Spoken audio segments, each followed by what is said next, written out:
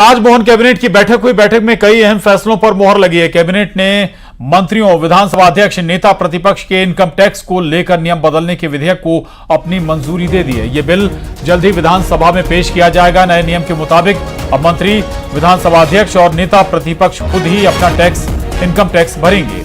कैलाश विजयवर्गीय ने विधानसभा अध्यक्ष और नेता प्रतिपक्ष की सहमति पर धन्यवाद भी किया। इससे पहले सरकार इनकम टैक्स भरती थी। इसके अलावा कुलपतियों को कुलगुरु के नाम से संबोधित किया जाएगा।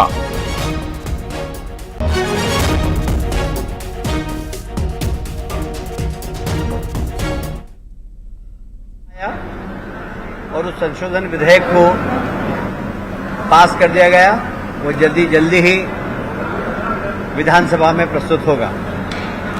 मुझे इस बात की प्रसन्नता है, जो निर्णय सरकार ने लिया उसी निर्णय के अनुसार विधानसभा के अध्यक्ष माननीय नरेंद्र सिंह तोमर जी ने भी और नेता प्रतिपक्ष उमंग शंगार जी ने भी यह घोषणा की कि हम भी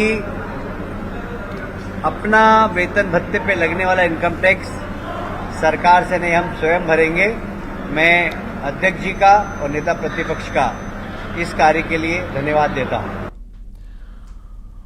तो महत्वपूर्ण फैसले हैं और ये कैबिनेट में वास्तव अगर हम जिक्र करें तो ये वाकई हिस्टोरिक भी है कि भाई अब जो स्पीकर हैं या फिर मंत्री हैं या मुख्यमंत्री हैं, सभी अपना टैक्स खुद भरेंगे। दशकों से परंपरा अलग थी या कहें कि नियम अलग था। दूसरा, कुलपति अब कुलगुरु यानी संस्कृति की तरफ लौटती नजर आ रही है सरकार।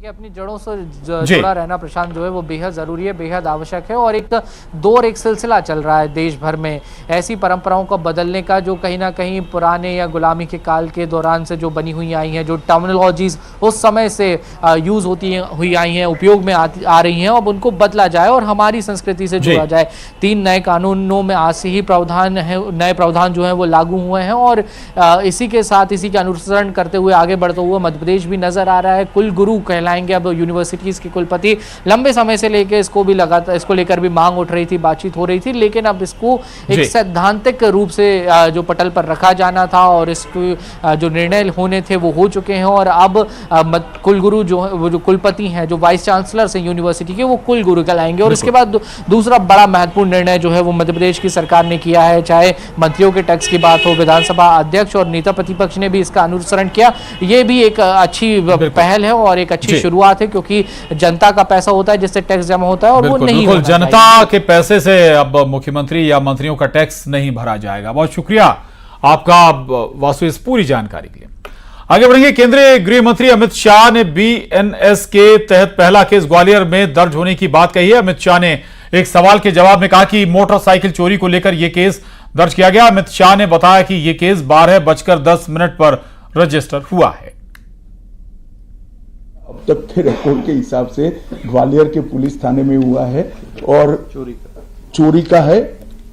किसी की मोटरसाइकिल चोरी कर ली गई 1,80,000 की वैल्यू की। इसका मामला 12:10 पर रजिस्टर हुआ है। पहला मामला नहीं है। और जो वेंडर के खिलाफ मामला रजिस्टर हुआ है, इसका प्रावधान पहले भी था, ये नया प्रावधान नहीं है। पुलिस ने इसका रिव्यू का प्रोविजन का उपयोग कर वो मामले को खारिज कर दिया।